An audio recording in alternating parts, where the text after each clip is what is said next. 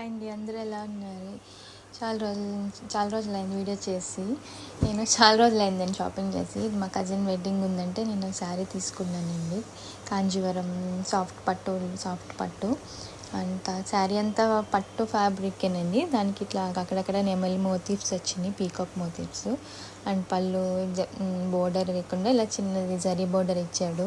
And పళ్ళు వచ్చి ఇట్లాగ రిచ్ పళ్ళు వచ్చిందండి. చాలా బాగుంది, మెయిన్ ఫ్యాబ్రిక్ చాలా బాగుందండి.